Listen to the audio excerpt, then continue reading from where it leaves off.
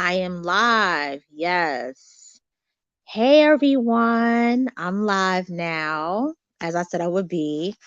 I just want to say thank you to every single one of you out there that have been listening to my uploads for the past 2 weeks. It has been a struggle with my insomnia. I was supposed to do a StreamYard in regards to the whole protesting of the potential overturn of Roe v. Wade.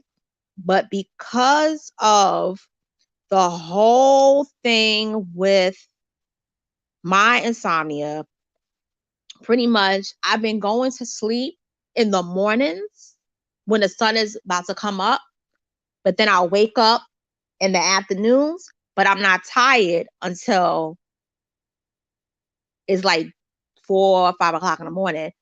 And when I'm able to do uploads, everybody is asleep. So for all of you all that have been tuning in, listening to my commentary, I want to say thank you. I know YouTube's not pushing my videos. I think it's because of when I actually post them. But still, even if it's like 300, 200, 100, even if it's like 50, I'm very appreciative. And I'm also appreciative of the comments. I am going to get back to all the comments, but I've been so drained. So I want to say thank you to you all. I want to give a shout out to the people that have really been supporting my channel, like through years. If I don't name your name outright, it doesn't mean that I'm not acknowledging you. It's just that it's so many people out there.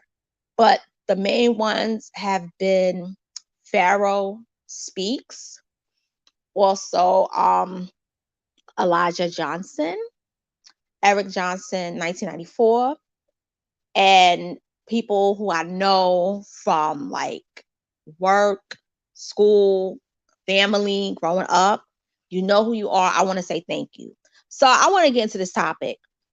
And also, I want to say something. My Cash App is different. I have a new Cash App because over the summer, I was actually, my Cash App original account was hacked. That's a whole nother story. I'm going to do a story time on that coming up, but that's why. So if you want to Cash App me, is Bella Champagne 15, and any amount I'm gratefully appreciated. I want to say that in advance. So what I'm going to talk about tonight, and I'm not going to be too long, it's about the iconic comedian Chris Rock. And the question I have is Chris Rock an agent of chaos? Now, why I'm asking this question is because I know everybody all over the world saw and even heard the slap that was at the Oscars. They call it the slap around the world. Some people call it Smackgate in reference to it being scandalous. And it does, we know Will Smith was the one that slapped Chris Rock. I was one of the few people on YouTube that have defended Will Smith, not just because of Chris Rock having a history of making mockery of Jada and Will through the years, more so Jada, but also him being the person that has thrown Black people under the bus for the sake of white audiences being, how can I say it? For the sake of white applause, white approval, money, fame, advancement in the career. Chris Rock has been in the comedy game since 1983. That's the year I was born. He was a teenager doing stand up.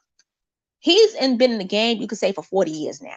So Chris Rock knows what the do's and don'ts are. He knows to get down. Okay. Chris Rock is not silly. He's not stupid. Now, he may have, and he, like he said, he admitted in 2020, he has nonverbal, he doesn't like respond to nonverbal cues right away. He came out with that information for 2020 on The View. And I'm going to say I saw a video that proves that. And it was actually his first video when he was not first video, but his first live television appearance on The Tonight Show when Joan Rivers hosted. And it was actually her last appearance. And you can look up that video on YouTube. You can type in Chris Rock first television appearance and it pops up. Now, I want to give a shout out to Tori Tate because she was the one person that answered the question. And I asked, is Chris Rock an agent of chaos? And she says, I would have to say yes. So I'm going to talk about who Chris Rock is. I've known about Chris Rock since 1991, as far as name and attached to face. But I first saw him in 1989 in a movie called I'm Gonna Get You Sucker, where he played the character who walked into the restaurant that was owned and ran by both characters played by Isaac Hayes and Jim Brown. And he wanted to buy a sandwich and he wanted to buy ribs. He wanted to buy a soda and they told him the price. And he was like, oh no, can I just have one rib? And then he was like, how much is a cup of soda? And then they told him 45 cents. Oh man, can you pour it in my head? And then they picked some, like Isaac Hayes, like basically grabbed him by the collar and said, if you don't get your little scrawny ass out of here. And so what happened was, the reason why he did that is because Chris Rock picked up, first he counted the coins because he was like, you know what, let me see how much it is. All right, because he was going to get it. But then he pulls out these wads of like 20s and 50s. And he was like, do you have, I think, if I'm not mistaken, I think he said, do you have change for $1 or something like that? And because he didn't have enough coins. So he was like, if you don't get your squirmy little ass out of here. And you know what his character did?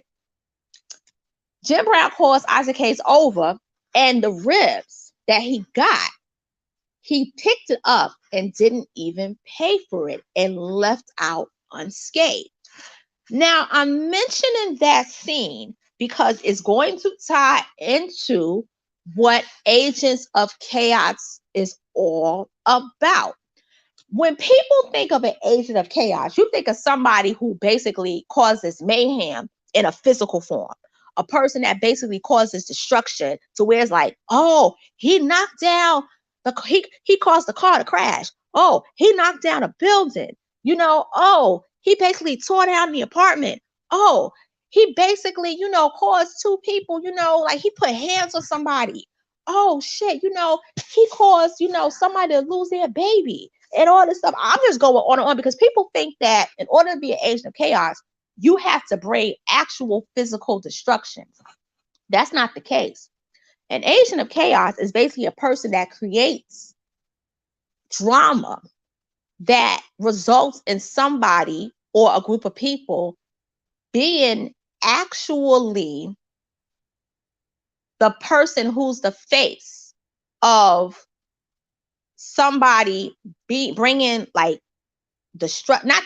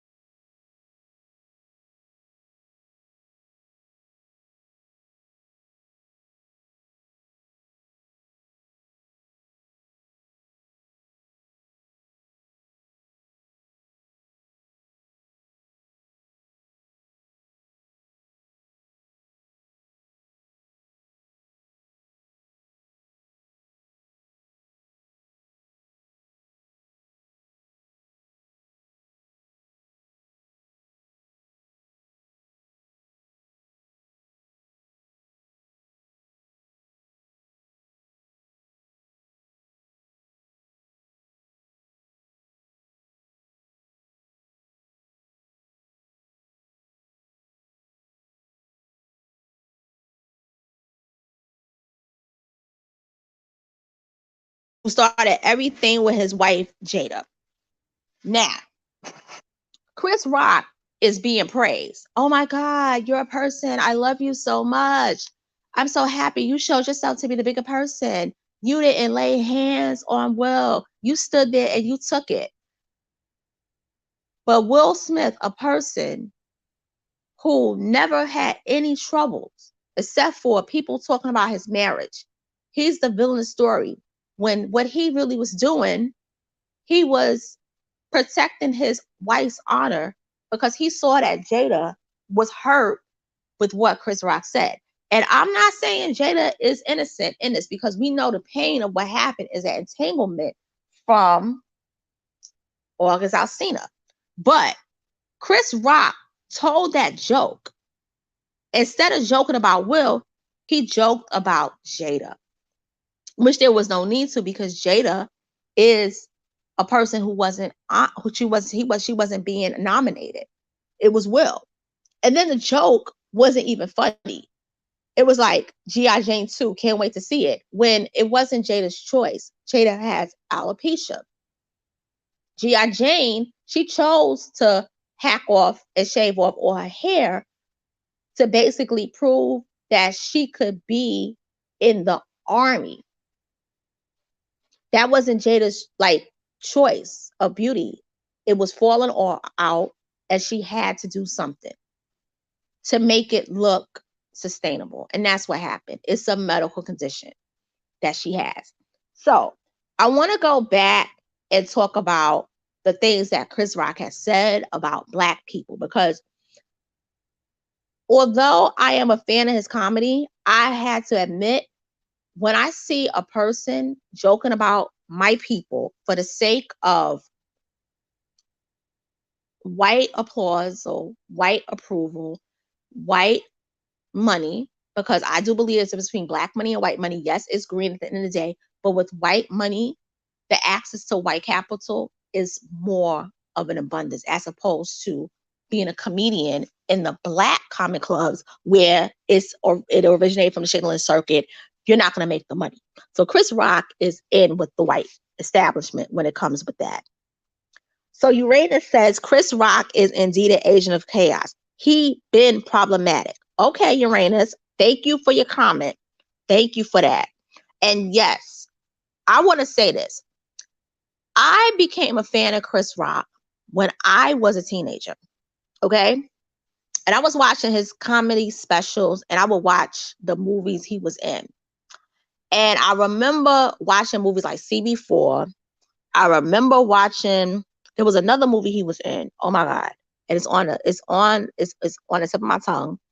But it was the Chris Rock show where I was like, oh my God, it's funny. And then before that, it was a sketch on SNL called The Proud Pattersons. And it was the overacted Negro Ensemble's presentation. And it starred Ellen Cleckhorn as the mother, Sinbad as the father, Chris Rock as the younger son, and Tim Meadows as the oldest son who moved away to Ohio from where they lived in New York because he couldn't deal with the fact that they was keeping themselves downtrodden as a failure because they were so angry at the world. It was, to me, I don't care, it's the best sketch in SNL history. It doesn't get the credit it should. But that is what I'm saying with Chris Rock in my introduction into his comedy. I love his sketches, and I would talk about, oh my God, Chris Rock is the greatest stand-up comedian of all time. When I was a teenager, we all agreed. But when I was an adult, particularly in my 30s, I got the wake-up call.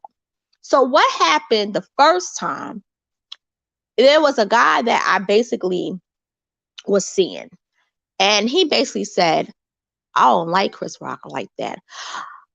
I was like, oh my God, you don't like Chris Rock? He was like, no, he's not funny. I'm like, what? How could you not say Chris Rock is not funny? Because I feel as though he basically makes fun of Black people instead of just telling jokes about what Black people are doing, just like being a comedian. And I'm like, oh my God, how could you say that? Then I met more people that was like, Chris is funny, but he's not being funny for Black people. He's being funny for white people. I'm like, hold up. You mean to tell me he's not doing comedy for us? It was like, no, haven't you paid attention to the audience? And I was like, well, yeah, I know there's going to be a lot of white people, but he comes from SNL. So a lot of his fans are going to be white. It was like, point given. So that's why he tells the type of jokes he tells. So my hairstylist basically was like, I don't like Chris Rock. And I'm like, wait, you don't like Chris Rock? No. I'm like, how? And she was like, Chris Rock makes fun of Black people for the enjoyment of white people. And I said, you are like the 10th person that has said this to me in a period of 7 years. I'm going to have to go back in time to not just his stand-up, but to even his movies and see this for myself. So, remember the movie Pootie Tang? The movie Pootie Tang is like a classic. And Pootie Tang is a classic in terms of cult classism. It wasn't a hit in the movies. It premiered at a disappointing number 10. Now, I saw Pootie Tang, I could count 120 times. But I never read the cover of the back of the Pootie Tang, DVD set. Guess who directed Pootie Tang? I thought it was Chris Rock. It was Louis C.K., a white man. The very white man that in 2018, he was joking with about the use of the term, I'm going to say it, nigga. They joked about how they love to say the N-word on stage and how he basically said Louis C.K. could say the N-word because he's the niggerest white man that he's ever known. And Jerry Seinfeld felt so uncomfortable. He's like, no, you shouldn't say that word. That word is wrong to say. Basically, it's like, what if somebody was to say a derogatory term about me because I'm Jewish?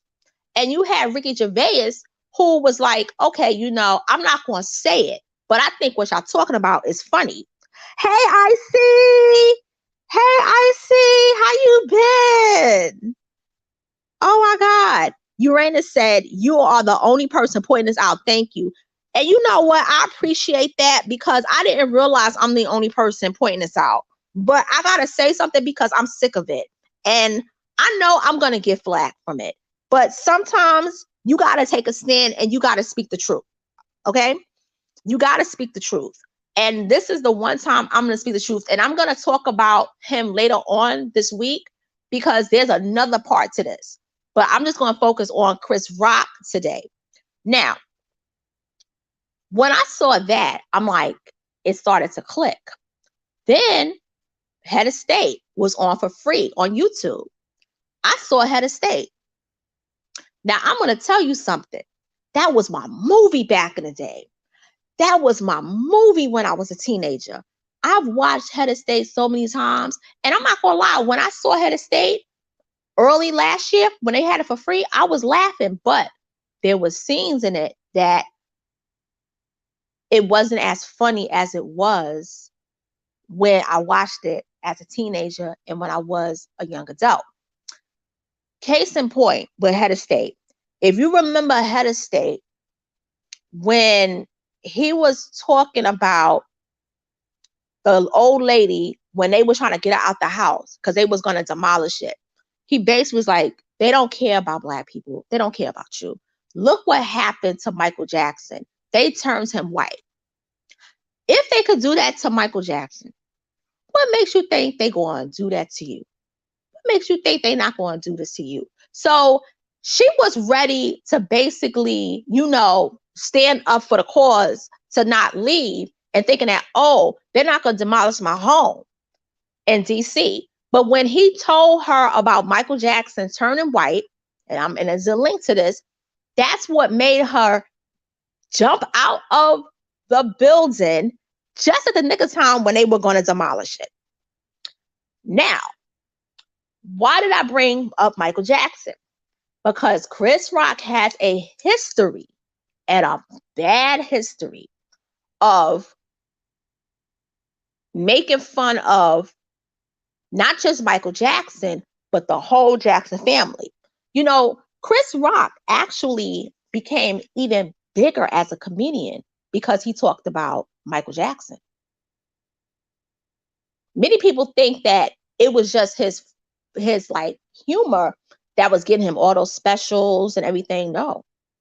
Him talking about Michael Jackson was what got him to be like, oh my God, did you hear his jokes about Michael Jackson? I'm going to tell you something. It was the only time I never laughed at his jokes. When he joked about Janet Jackson and her tired titty, when he threw her under the bus over the whole thing with the Super Bowl halftime performance, and he never cracked jokes or even threw Justin Timberlake under the bus. He talked about Janet Jackson and her tired titty, and that was a tired titty. That's what he said. I don't know what a tired titty is, but to all the guys out there, I may have to take a poll on this. Do y'all think that Janet's titty was tired? Because at the time she was 37 years old. Was that a tired titty? I don't know. I don't know what a tired titty is. But this is what he said at the 2004 special of Never Scared. Now, he segued into Michael. I remember this joke. He said, Michael got caught with another white kid. Oh, yeah, Michael got caught with another white boy. Oh, Lord. Michael like learned his lesson. He was like, damn, the white kid this and the white kid that. And let me tell you, when did you see it when Michael was up on a tree and basically talking about, do you think that it's wrong to sleep with another white boy? And Michael said, no. Michael never said that.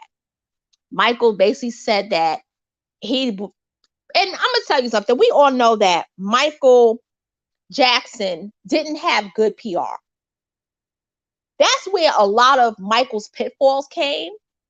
He didn't have the best PR. He had damn good lawyers, but he didn't have the best PR because his PR team should have said, Michael, you don't go on Martin Bashir. Michael, if you talk to people, we gonna be in that room. And if they ask any questions, we shut about molestation and little boys in beds, we shutting it down because we not gonna go through another $25 million settlement like you did with Jordan's tacky daddy and his tacky mama. Because they shouldn't have walked away with the $23 million that they got from you. Because I'm gonna tell you something, Michael didn't do that shit. But Michael didn't have good PR. And if you know about the Neverland Ranch, the bedrooms that Michael had was so humongous that you could be in one section of his bedroom and the doors would slide. And then the other side was the bedroom for the kids. Many times, those kids slept in his bedroom. Michael wasn't even in the country. He was traveling. Like, it's so much stuff that's with the whole Michael Jackson molestation accusation trial that all the kids would tell you Michael wouldn't really he never slept in the same bed with us. A lot of times he wasn't even in this bedroom with us unless we was having like a party and there was always chaperone in the house. That's a whole nother topic. But why I'm talking about this with Chris Rock is because Chris Rock made millions off of being the only Black comedian accusing Michael Jackson before Cat Williams accusing Michael Jackson of raping those boys. Now, I'm going to talk about another audio I heard. He basically said that he was done with Michael when Michael gave an interview with Ed Bradley, and Ed Bradley asked, do you think it's wrong to sleep with little boys? And he said, no. Michael never said that. Ed Bradley never said that. Basically, Ed Bradley basically was asking him, do you think it's wrong to basically sleep in the same bedroom with boys? He was asking him that context, and Michael didn't have good PR. Michael should have been like, I'm not answering this, or I got to consult with my attorneys. But the thing about Chris Rock is that Chris Rock not just believed this, but he basically was saying this for the enjoyment of white audiences. Because there's a comedian, and I'm going to get to him. His name is Mark Price. or Mark Prince, and he basically said that that Chris Rock gets paid to say shit about blacks, including black men and women, that white people want to say. Okay, so it's like what Chris Rock does when he jokes about black people. He's saying the stuff that white people want to say, but they can't say it because they know they get their asses kicked and handed to them because they learned from a comedian named Jackie Mason, who was saying a whole bunch of stuff in the Catskills about black people. This is back in the late 80s. He got his ass whipped by actually white people because black people were protesting and we was up in arms and we was like, we're not dealing with this racist shit anymore. We're not going to deal with another Don Rickles. We're not going to deal with white people making mockery of us, joking about us and getting away with it. So he got his ass whipped. Funny thing is that around the same time, Chris Rock becomes famous as a stand-up comedian. And it makes me wonder, did Chris Rock's assignment when he was coming up was, listen, you want to be big and famous, you want to get on SNL, you want to get all these movie deals, you want to host your own show, you want to tour and sell out arenas across the country and around the world, we want you to joke about black people while you're doing your stand-up. And we'll basically pay you handsomely and we'll open all doors to you. You may not get an Oscar, let alone a nomination, but we will protect you and look out for you. And I think that's what happened, because why is it that he's always been joking about particularly Michael Jackson? And he jokes about these black people when they're down in horrible situations where they can lose their freedom. He joked about O.J. Simpson around the time during the trial and after the trial. And he said O.J. did it. Now, a lot of people, when it comes to O.J., we basically, have our like disagreements about it. Most black people don't think he did it. Most black people think he do. But the difference is that because O.J. wasn't really part of the community, we didn't really so much care about O.J. per se. We cared about the brilliance of Johnny Cochran and the Dream Team, because we wanted to basically give a FU to white supremacy, because that whole trial was laced with white supremacy. So was the trial with Michael Jackson. Now, back in 1997, the first season of the Chris Rock show, Chris Rock interviewed Prince. Now, we all know that Prince and Michael were musical rivals. They never hated each other.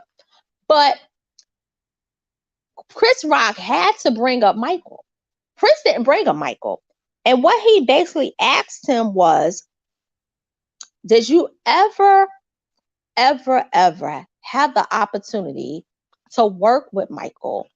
And what do you really think of him, like, musically and so forth? Did you ever have a beef with him? So forth? He was like, no. He said, actually, and many people don't know this because I knew this, they were supposed to work on a song Bad together. It was supposed to be a duo between him and Prince. But what happened was when Prince read the lyrics and the first line was your butt is mine, Prince was like, I'm not going to sing that to you and you're not going to sing that to me.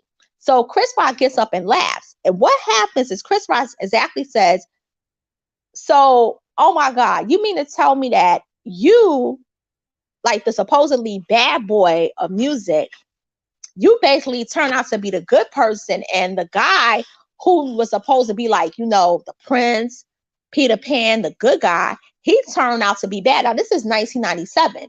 Now, there wasn't a trial. Michael was never indicted at this time, but he basically was settling. He settled with Jordan's family. Jordan, I can't think of the boy's last name, but Jordan was the boy whose parents put him up to accuse Michael of molesting him. So the situation pretty much died down, but Chris Rock had to bring it up. But Prince wouldn't take the bait. He wouldn't take the bait. And I'm happy for that. Prince would not throw Michael under the bus. He wouldn't talk about him bad. But Chris wanted him to talk bad about him. So he switched it up. And he basically was talking about him basically being defiant through his career. Talking about, the term. Remember, he had wrote slave on his face and so forth. So getting back to Michael Jackson, Chris Rock talked bad about Janet. He talked bad about LaToya. He talked bad about Tito. He talked bad about Jermaine. Poor Marlon. And nobody really jokes on Marlon. He talked about Papa Joe. But he never talked bad about the white counterparts. Why didn't you talk bad about the white people who was caught with doing worse? Now, I'm going to talk about a clip that I heard over the weekend, and I want to give a shout out to Dwan B. I don't know if you all know him, but if you do, check out his channel. It's a really great channel. Dwan B talked about how he was at the Netflix is a Joke show. And he basically said that when he was at the show that Dave Chappelle was at, Chris Rock was there.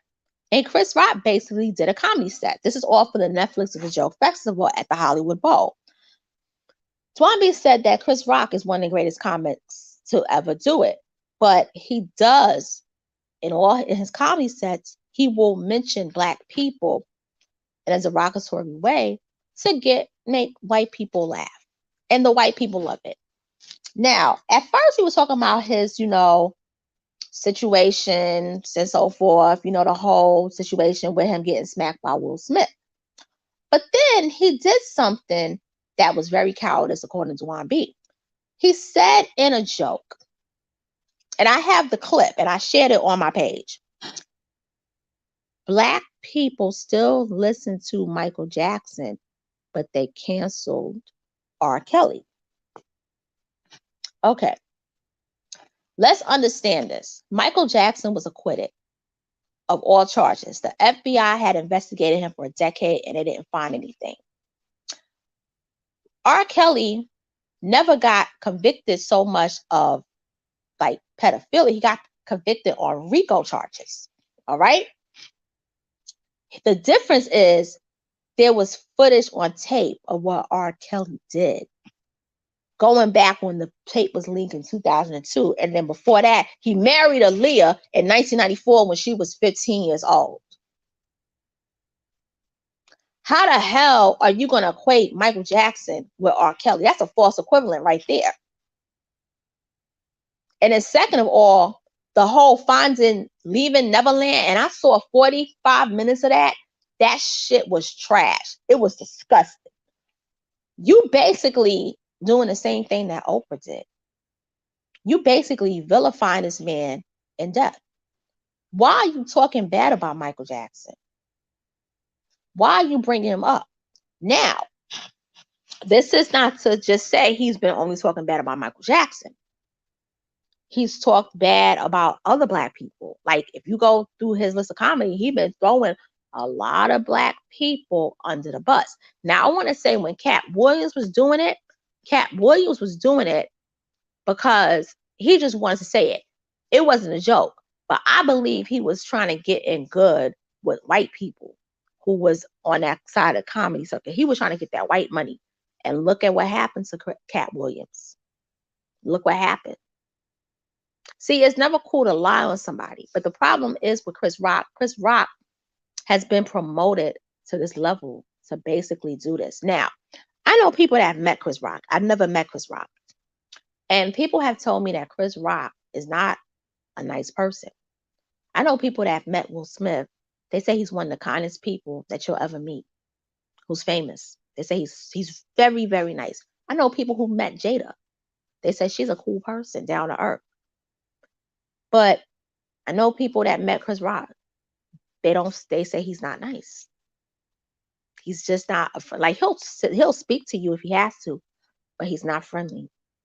Now, I don't know what that's all about. And I was shocked to find it out because I'm like, oh my God, like this was like around the time I was like, oh my God, I love Chris Rock. It was like, if you met him, he ain't going to be friendly with you. Don't even ask for an autograph, let alone a photo. I was like, damn. So I want to say that with Chris Rock he was born in Anderson, South Carolina. He was born in a town that population as of today is about 1,000 people. But when he was born, the population was about 400 and something people. It's a small town in South Carolina. It's not Geechee. It's not Charlestonian, but it's very small. And the family moved up to New York in 1969 to escape Jim Crow and the Ku Klux Klan. I thought that was very telling because Jim Crow was eradicated in 1968, supposedly. What I know about South Carolina, being that I'm from Harlem, is that South Carolinian people, and I want to give a shout out to all the Geechee, Charlestonians, Beaufort, Moncks Corners, Columbia, Myrtle Beach people. So I love the South Carolinians. But a lot of South Carolinians, when it comes to fighting racism, they're not really on the forefront like people from Alabama, Mississippi, Texas, Louisiana, Georgia people have been. For some reason, I don't know. Chris Rock grew up in a home where his mother admitted in the Ebony magazine that they said the N word a lot. That he didn't grow up in a conscious home. He didn't grow up in a home where there was a lot of Black pride. He was bused to a school that was basically white when he was in junior high school. And he was picked on by the white kids. They called him the N word. They beat him up. And his experience in school was so traumatic, he dropped out. And he did get his GED. But he was a busboy. He worked at McDonald's. He worked at Red Lobster. And he basically made a joke that the ugliest people work in those places preparing your food.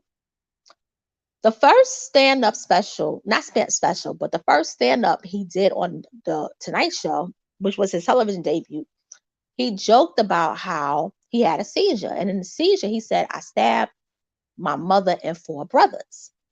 He joked about killing his Black mother on national television and his 4 brothers, Black men, young Black men, or young Black, or teenagers, because he's the oldest. He joked about killing them.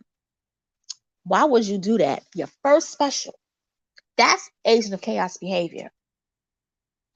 I've never heard of any comedian who's Black joke about stabbing their mother.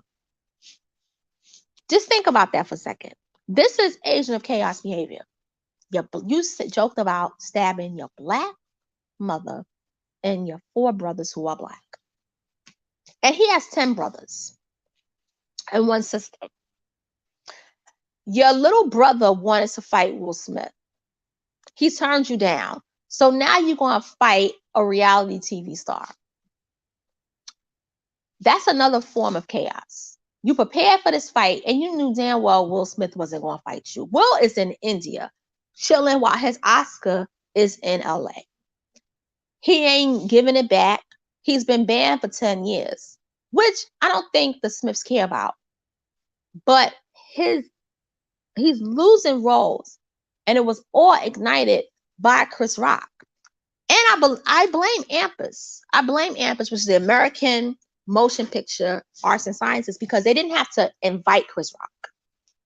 They didn't have to invite him, knowing damn well that he was going to say something about Jada. And I believe they did it to get back at them because their Oscar So White movement propelled many Black people who would never be nominated, let alone win Oscars, to win. Since that movement, you have Viola Davis winning, Mahershala Ali won 2, Spike Lee finally won 1. You have Mary J. Blige, the first Black woman to be nominated for 2 Oscars, including Best Supporting Actress. You have Regina King was nominated and won. You have Daniel Kaluuya, he won 1. You have not Spike Lee. You have Samuel Jackson, who got an Oscar. You even have Tyler Perry that got an Oscar. He got the Jean Herschel Oscar. Okay? And now Will got an Oscar and Ariana DeBose. I just named more than 10 people who are Black that got Oscars. And then you got Asians that's been getting Oscars for Best Picture, Best Supporting Actress, Best Director. And they've been directing stuff that don't even have an Asian cast. They got back at them. They knew that the trigger was to get Chris Rock to talk about Jada. They did that shit on purpose. You can't tell me otherwise. You can't. You can't. I'm not going to be on here too long, but I also want to talk about what happened with Dave Chappelle at the Hollywood Bowl on last Wednesday. Chris Rock was there. And when they got the guy Isaiah Lee off the stage, do you know what the first thing that Chris Rock joked about? He basically said, "Oh my God, was that Will Smith?" So then they were joking, not on that set, but another set. Dave Chappelle was like, I got basically attacked by a guy with leaves in his hair. And he was like, yeah, well, Chris Rock says, well, hey, at least you didn't get slapped by the softest. No, he said, well, I got slapped by the softest N-word that ever rapped. And I said in my commentary, I said, and you stood there and you took it. And he checked you not once but twice to make sure you kept his wife's name out his effing mouth. Many people think that's a staged event. I wouldn't be surprised. What if it was a setup? Who let Isaiah lead it in? Because Chris Rock wasn't in the audience. He was backstage. I'm not saying that he did it at all. I'm not saying that he let him in. But what I know is something's not right with that. And Chris Rock was there. That's all I'm going to say. So was Jamie Foxx too. Which is interesting. Icy says, we all know who Dave Chappelle appeals to. Yes, that's another person. And I'm going to tell you something. Do you know that when that happened, him and Chris Rock basically joked backstage about how they stomped on that N-word. They called Isaiah Lee a nigga. Now, they're probably not going to basically give me the monetization when they finally let me through the monetization program at YouTube because I said the N-word 3 times. But I want to say this, though. What Isaiah Lee did was wrong. But how did he get that gun? How did he get that knife and that gun? The Hollywood Bowl is so secure from what people have told me. You can't even, they check everything. Somebody gave him that weapon. And Dave Chappelle does appeal to white people. That's why he got that show on Comedy Central. Do y'all remember the joke that he made about reparations? Like what would happen if we as black people got reparations? We would spend it in the same day. That was the most cringe-worthy joke ever. And I like the Chappelle show. But remember he made fun of R. Kelly also? Remember the doo-doo butter? Even though it was chocolate, but still. R. Kelly's doo-doo butter. Rolling down on 6 for her top. And I'm going to tell you something. I used to play that video all the time too. You know what? I got to say, my humor has really matured. I got to say that because I really would laugh at some of I still watch South Park though, every now and then. But certain episodes of South Park, I can't watch. I could say that even certain episodes of Family Guy, I can't watch. But Chris Rock is a person that pretty much, and I want to also point out too, the Chris Rock show. If you remember the sketch called HK, he still got the spit in his mouth. And let me tell you something, Uranus. This is the thing why I think Chris Rock is not bright. All Chris Rock had to do was not say anything about the family. He had a good lawsuit. He could have sued the Oscars, the Dolby Theater, security, Will Packer, because he got injured. That's a workers' comp case. Okay? Don't say anything about the Smiths, but you joking about them saying, oh my God, is that Will Smith who basically got up on stage? Now, you know that wasn't Will Smith. You called Isaiah Lee Will Smith. But remember, what did he call Will Smith? He didn't call Will Smith his name when he got up on stage to smack him. He said, oh, there go Richard. Oh, there go Richard. I just got smacked by Will Smith. Keep my wife's name out, show. Yeah, that's true. Dave Chappelle did move to sort of light, but guess what? He came back. And guess who is always by his side whenever he does a tour? Chris Rock. You're right, Uranus. He did see the light. But when he came back, Chris Rock has been around him ever since. And I thought that was bizarre. Do y'all also remember back in the day when Chris Tucker, who happened to be a friend of Michael Jackson, do y'all remember when Chris Tucker was going to make a movie called Mr. President, where he becomes the president of the United States, basically, like, you can't say overnight, and you were going to see him go like run the White House, and it was supposed to be like the movie outside of Rush Hour that was going to define his career. Like it was going to be supposed to be bigger than like Friday, Rush Hour 2, Money Talks, and all that. All of a sudden, around that time, in 2000, the summer of 2002, Jet Magazine, which promoted both, has stated that Chris Rock was going to make head of state. And I had said, well, isn't Chris Tucker going to make a movie called Meet the Mr. President? Well, something happened. And till this day, it's like a mystery. But they shelved Chris Tucker's movie called Mr. President and promoted Chris Rock's movie. And with the exception of maybe 2 movies, Chris Tucker has never really made films ever since. And I believe that because he was so close to Michael Jackson, they basically shut down Chris Tucker's movie and even his movie career for that matter.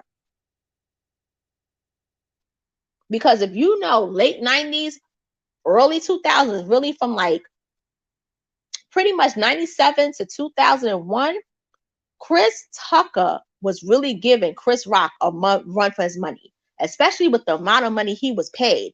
And the thing about Chris Tucker came through the black comedy circuit, whereas Chris Rock came through the white comedy circuit. But Chris Tucker was so funny that white people loved him, but he was so likable. He was so likable. It says, Chris is using Dave and will probably cause his downfall too soon enough. Yeah. Wait, okay, so Chris is using Dave and will probably cause his downfall too soon enough. Yeah, that could be.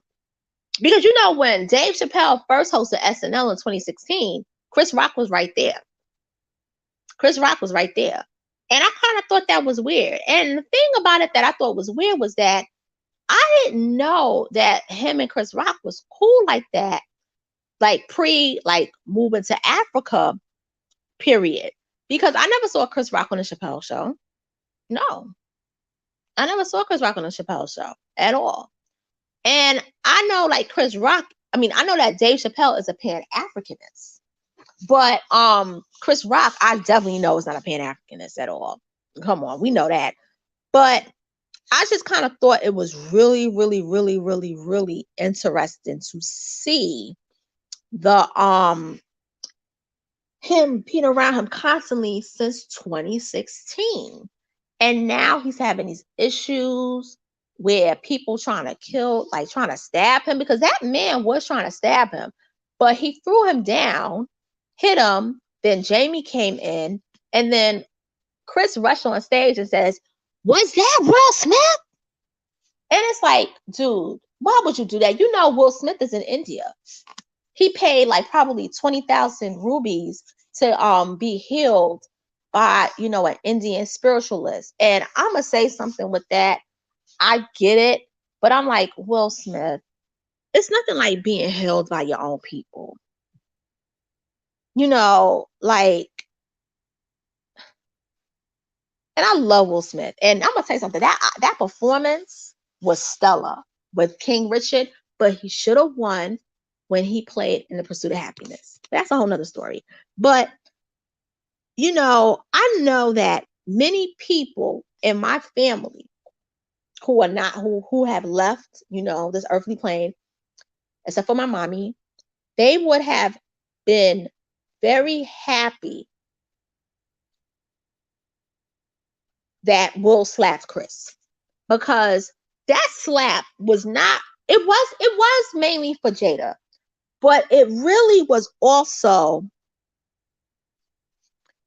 I'm sick of you disrespecting us as a people. Knowing that my wife gave her blessing to you when you hosted the Oscars in 2016. She said you were a brother of hers and you threw her on the bus after you made a joke about blacks not watching the Oscars because they're too busy getting lynched and getting hung on trees. You could look that joke up. See, we could all talk about freedom of speech, but here's the thing. Freedom of speech, I'm a proponent of freedom of speech, but I'm also a proponent of getting your ass checked when you use freedom of speech to say the wrong shit to people. That's how I feel. Chris is studying Dave and placing himself with Dave to gain access. Great point. And I'm happy Will slapped Chris. You know what? A lot of black men who have platforms on YouTube, and even, okay, no. A lot of black women actually are happy, more so than black men, are happy that Will slapped Chris. You have a lot of black men that are calling Will a simp. They're not understanding the context and subtext of it. But what I also think too is that a lot of people think the same way as Chris Rock. A lot of people don't really like, a lot of black people don't like black people. And I really don't think Chris likes black people. I don't think Chris hates us. And I don't think that he basically dislikes us in a way like F all y'all niggas and shit like that. But I don't think that he likes himself. I don't think being black has really worked in his favor. If you notice a lot of movies that he makes, the cast is white. And I didn't realize this until like a couple of years ago. Like the movie Grown Ups. Even though they all had made a pledge and like it was the guys from SNL. They all started out in 90 because they all came from the comedy clubs. Rob Schneider, David Spade, the one that became the biggest star, Adam Sandler, and the late Chris Farley. They were all going to make this movie called Grown Ups. But Chris Farley passed away, so Kevin James like is acting like in the Farley, what Chris Farley would have like role he would have done. But the thing is that I understand that. But then there's other movies that he's been in with a lot of white people in it. And I'm like, why you never put on your brother? And I'm going to talk about the brother, which is Tony Rock. You threatened Will Smith. Will Smith and Jada, and you call Jada a bitch. They were your bosses. Do you know that he was on the show All of Us that was produced by Will and Jada back in 2003? It was a UPN show, and then it moved to CW in 2006. He was on all 88 episodes. Okay? They gave you a break. The Wayans brothers hired him to be in the movie Don't Be a Menace in South Central. He was in the scene where he flipped open the phone and was like, hello? And they made the phone call, hello? All right, one. In front of the store. Which was funny because I don't really think the brother's funny. But why are you touring with comics that are like C-list when you got an A-list comedian and he didn't put you on? But Will and Jada gave you a regular steady gig for 4 years. Now, yes, he laid hand on your brother. I get the defense mode. But you called Jada a bitch when they did more in your career than your brother did. What about that? Now let's talk about that. See, if we're going to talk about Will Smith, we got to ask that question, why Chris Rock never really put on his brother Tony Rock. Tony Rock shouldn't be struggling the way he's doing. I'm not saying he's struggling, but Tony Rock should be right up there with his brother. I understand he want to carve out his own niche. I get it. But my thing is, your brother, you should be in your brother's movies. Hell, your brother got other people in his movies. Why ain't you in it? You know, if you want to talk about it on that on that level. But if you look at the 2016 Oscars that he hosted, that tells you everything. He's an agent of chaos. And I have to say he is. I know it's something that I wouldn't basically have, recognized, let alone admit it years ago, but you could say somebody is talented and you could still say like they're have another position, because what I learned about in the business is that you have people that are known for this, acting, or that, writing, producing, singing, but then they'll also have underneath that another job that they do to keep people in line, or to ignite chaos, or to basically, set things up, organize, or basically, like, handle a person. Like, because I'm going to be honest with you, what I've learned is that Hollywood has its own rules, it has its own government. Okay? It has its own government and rules. It is what it is. That's a system all on its own.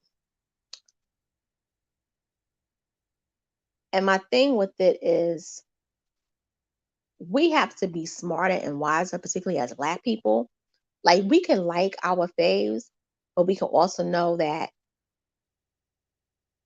they may not be cool outside of their art.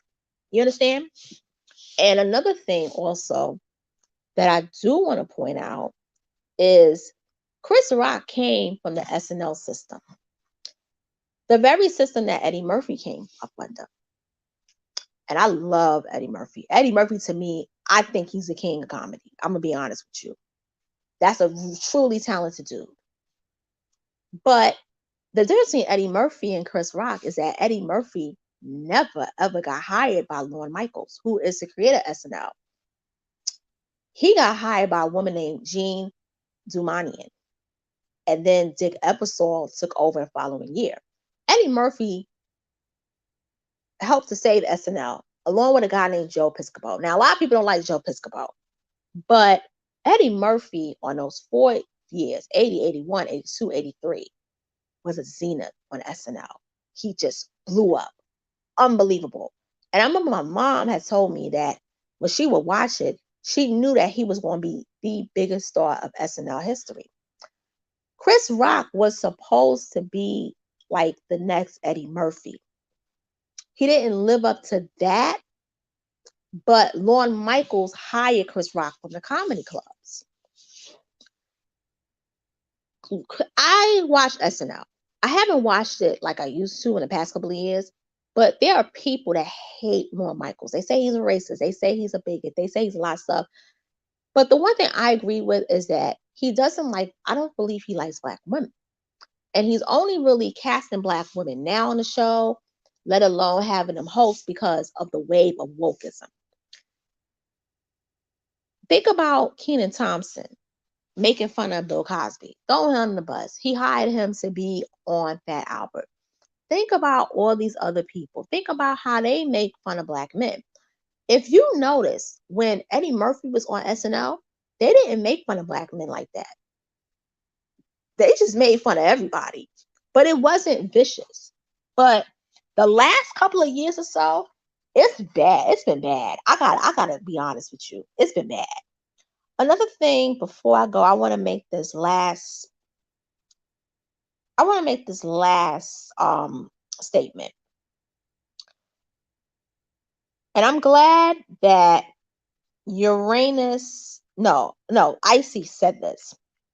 If you look at comedy, like the whole comedic industry, and I've said this on another commentary a couple of weeks ago, Black people and white people, we are the only two races that basically determine who is going to be a comedic star in terms of America. Like, you either get validation through the Black comedy world or the white comedy world. No in-betweens, ifs or buts. If you notice, Monique came through the Black comedy circuit. What happened to Monique? She won an Oscar. And then what happened?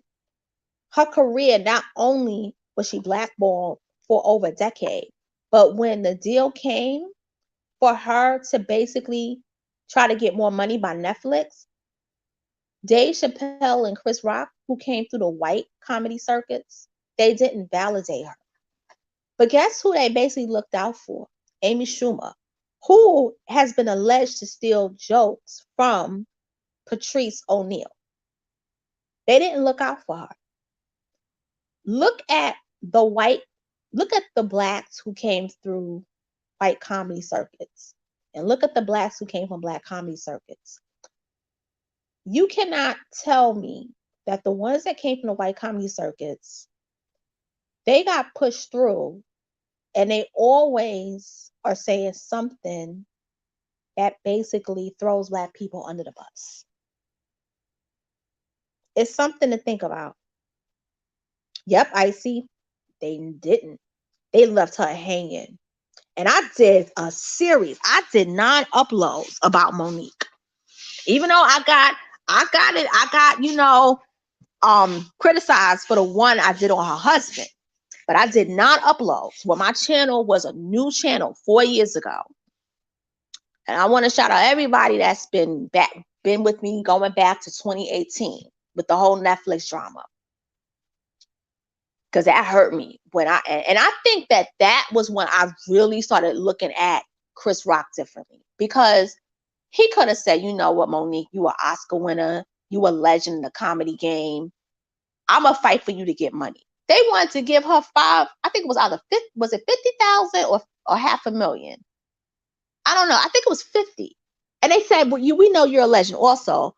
But they gave Amy Schumer. And the funny thing was that Amy Schumer was like, I shouldn't really get all this money, though. They was like, okay, we're going to give you even more. We're going to give you $13 million. And her comedy special bombed. It bombed. So when I say Agent of Chaos, I'm not saying that Chris Rock is a destructive person. But what I'm saying is basically proving what I have out there. And the reason why I said it, because a lot of stuff that Chris Rock has said, the internet scrubs it from back in the day, scrubbed it. But you can look it up. You can type up everything about Michael, because that's who he really went after. Oh, and by the way, what he said was that Michael was going to go to jail. He said, I know Michael will go to jail. And he said, when they go to jail, they're going to get his ass in prison. He wanted him to be convicted, and it didn't happen. He wanted Michael Jackson to go to jail. And all of that took a toll on Michael's health. That's why he ran away to Oman. He should have stayed. He shouldn't have came back, but his mother wanted to come back. Oh, and by the way, his mother just turned 92. Happy birthday to her, Mrs. Catherine Jackson. But that took a toll on him. And he even invited Michael to his house in Neverland. And he told Tyra, I tried to find that, it wasn't available. He told Tyra he couldn't stay because Michael made him uncomfortable, because he had the eyeshadow, the red lipstick, and the makeup. And he said he just freaked me out. He was like a nice guy, but I was uncomfortable and I left early.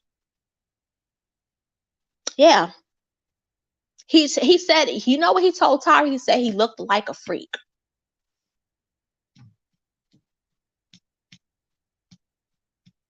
Yeah. And I'm like, wow, Chris. Damn, Chris. You could just say, And then he also talked about the jacks in the box. That scared him. And he wanted him to ride.